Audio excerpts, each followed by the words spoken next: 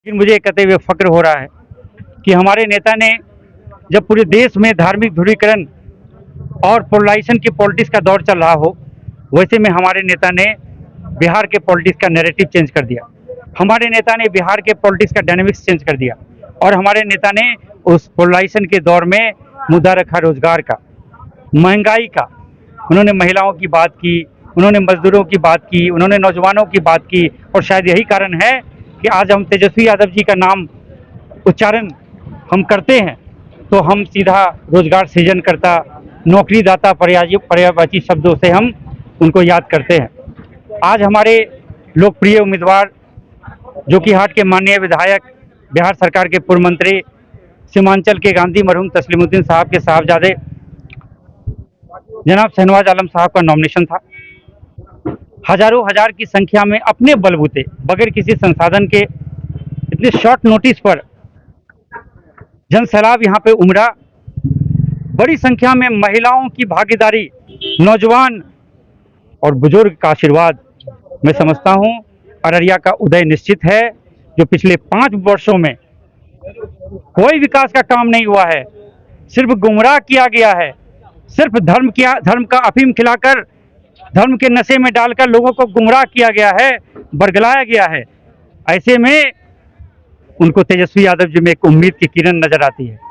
ऐसे में उनको शहनवाज साहब जो साफ सुथरी छवि के, बेदाग, ईमानदार, पढ़े लिखे, वैसे शख्स जिनके पास विजन है अररिया को आगे ले जाने का, जो पार्लियामेंट में अररिया के मुद्दे को लेकर अपनी बात को रखेंगे, तो मैं समझता हूं कि इस वक्त पे ज़्यादा ना बोलते हुए हम बहुत बड़े मार्जिन से ये चुनाव जीतेंगे। और ये हमारा दम अभिमान नहीं है, ये लोगों का जो हुजूम है, जो जोश है, जो जुनून है, जो दीवानगी है, जो पागलपन है हमारे नेता तेजस्वी यादव जी के लिए और शहनवाज भाई के लिए, मैं समझता हूं लाखों वोट के मार्जिन से हम चुनाव जीतने जा रहे हैं। और मैं शहनवाज भाई से बहुत सारी उम्मीद है, अररिया की जनता को बहुत सारी उम्मीदें हैं। बहुत संक्षिप्त कार्यकाल के लिए वो बिहार सरकार में आपदा प्रबंधन मंत्री बने। मुझे कहते हुए बहुत फक्र हो रहा है, अररिया से लौटने के बाद वो अररिया टाउन में कम रहते थे, जोकीहाट में अपने घर पे रहते थे, रोजाना सैकड़ों लोगों से उनका दुख दर्द जानते थे, एक फोन पर लोगों का काम करने का प्रयास करते थे। आज आप उनके हाथ को मजबूत करिए।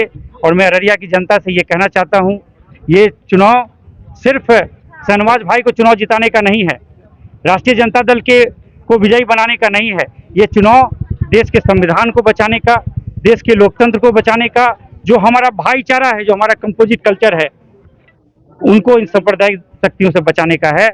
बहुत बहुत धन्यवाद। हमारी आधा आबादी जो महिलाओं की आज देखने को मिला, क्योंकि जिस तरह से बेवकूफ बनाया गया महिलाओं को, महिलाओं की मान सम्मान की बात करते हैं, कहाँ है महिलाओं की मान सम्मान की बात।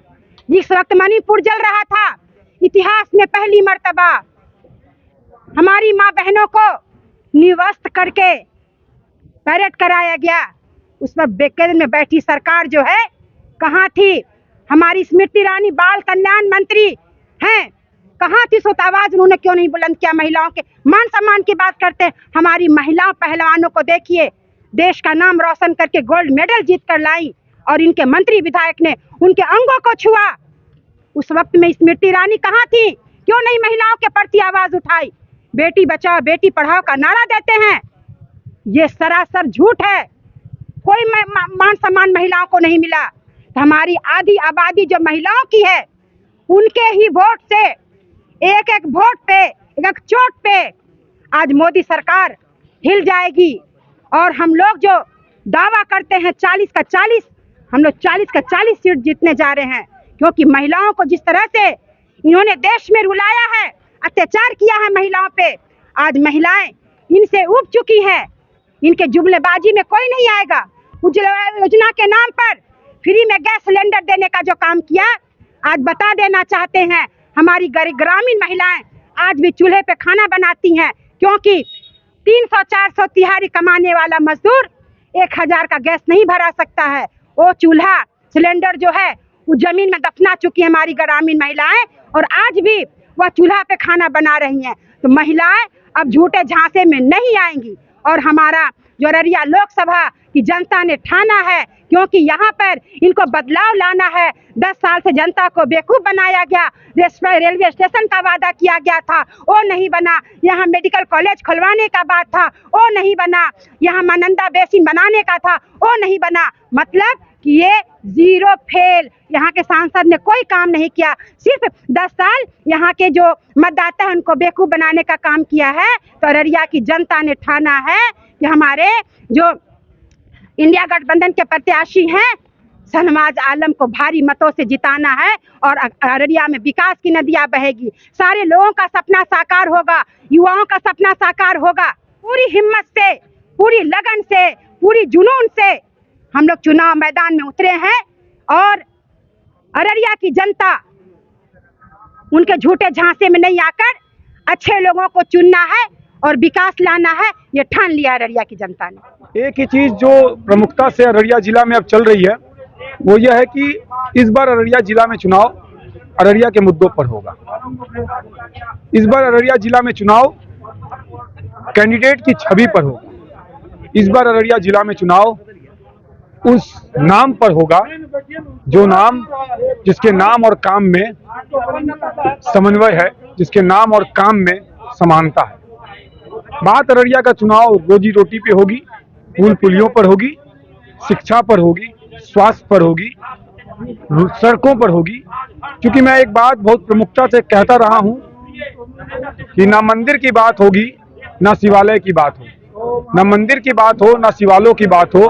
प्रजा बेरोजगार है, पहले निवालों की बात हो। मेरी रात की नींद को दिक्कत न मंदिर के घंटी से है न मस्जिद के अजान से है। मेरी रात की नींद को दिक्कत न मंदिर के घंटी से है न मस्जिद के अजान से है। मेरी रात की नींद को दिक्कत मरते हुए नौजवान, मरते हुए जवान और आत्महत्या कर रहे किसान से। अररिया जिला में मैं आप मीडिया के माध्यम से पूछना चाहता हूं कि अररिया में एक ऐसी बात बता दीजिए जो पिछले 10 साल में भारतीय जनता पार्टी के सांसद रहे प्रदीप कुमार सिंह जी ने शिक्षा के क्षेत्र में किया। ऐसी बात बता दीजिए जिन्होंने स्वास्थ्य सेवाओं में कुछ काम किया। ऐसी बात बता दीजिए जिससे अररिया का देश में और बिहार के मानचित्र पर नाम रोशन हुआ हो।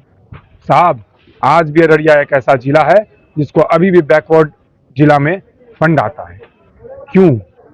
हम अररिया जिला के लोग इसलिए हैं।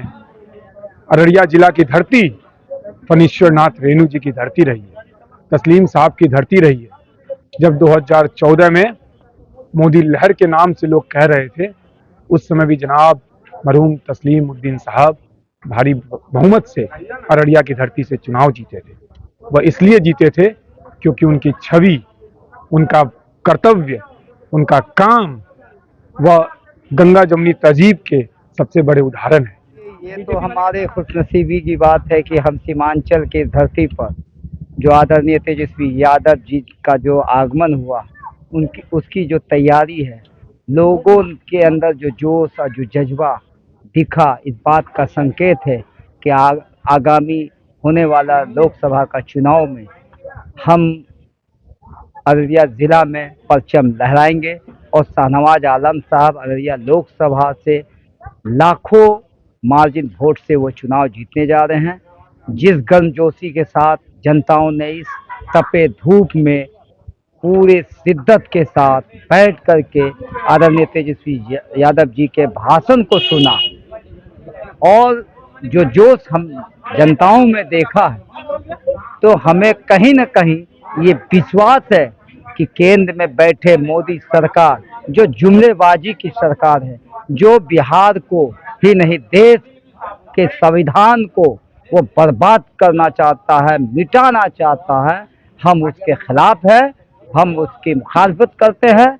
हमारे अररिया में या देश बिहार में सिर्फ विकास और मुद्दे की बात होनी चाहिए, मगर मंदिर मस्जिद हिंदू मुस्लिम क्या है? आप रोजगार की बात करो ना।